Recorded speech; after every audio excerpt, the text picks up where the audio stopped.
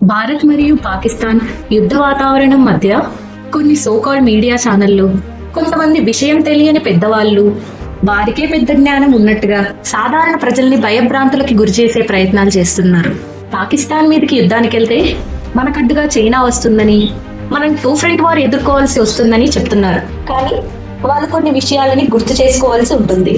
అన్నిటికంటే ముఖ్యంగా మొన్నటిదాకా చైనా గవర్నమెంట్ మన గవర్నమెంట్ తో కలిసి దోస్త్ మేరా దోస్త్ అనుకుంటూ చేతిలో చెయ్యేసి డ్రాగన్ ఏనుగు కలిసి నడవాలని వాగ్దానాల మీద వాగ్దానాలు చేసుకున్నారు. మన స్నేహం కోసం ఎంతగానో పరితపిస్తూ ఉన్నారు.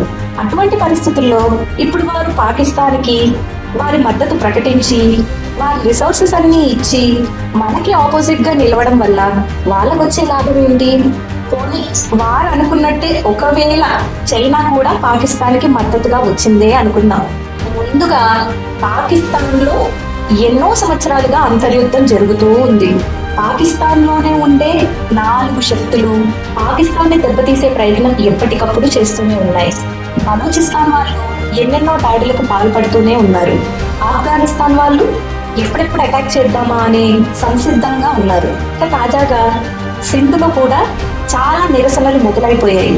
సింధుని సపరేట్ చేయాలని వాళ్ళు పోరాటం చేస్తూనే ఉన్నారు.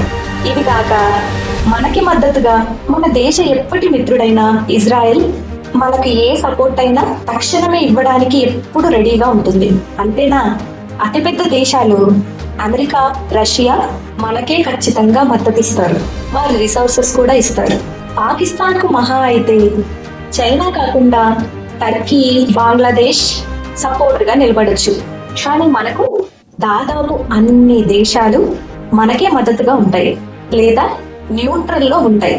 అంతేకాని పాకిస్తాన్ కి సపోర్ట్ గా అస్సలు వెళ్ళవు. ఇక భయపడే ముచ్చటేముంది? అసలు మన భారతదేశం గట్టిగా తలుచుకోవాలి కానీ పాకిస్తాన్ ఇప్పటి వరకు ఉండేదాండు. కానీ ఇది ప్రపంచ శాంతికి సంబంధించిన విషయం కాబట్టి మన ప్రభుత్వం ఎంతో వ్యూహాత్మకంగా అడిగేస్తుంది.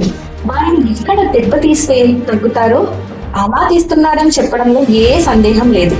దానికి ఉదాహరణ సింధు జలాలు ఆపేయడం కావచ్చు, సడన్ గా వరదలు పుట్టించడం కావచ్చు, ఇక్కడ ఉన్న పాకిస్తాన్ ప్రజలను పంపించేయడం కావచ్చు. ఎంతో పద్ధతిగా వ్యూహాత్మకంగా చేస్తున్నారు. కాబట్టి పాకిస్తాన్ ప్రేమికులారా, ఇకనైనా ఈ అవాస్తవాలు, పనికిరాని ముచ్చట్లు ఆపండి.